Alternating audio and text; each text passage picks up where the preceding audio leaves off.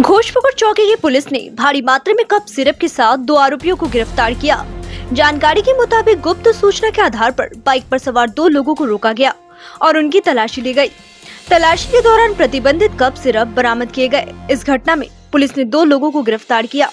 गिरफ्तार किए गए लोगों के नाम सुजीत मोदक और कमलेश दास है। दोनों फांसीदेवा ब्लॉक के रामकृष्णपल्ली इलाके के रहने वाले हैं। घोषपुकुर चौकी के पुलिस सूत्रों के मुताबिक गिरफ्तार लोगों के पास से कुल 160 बोतल प्रतिबंधित नशीले कप सिरप बरामद किए गए। बरामद किए गए अवैध नशीले कप सिरप की अनुमानित बाजारी कीमत लाखों रुपए आके गए।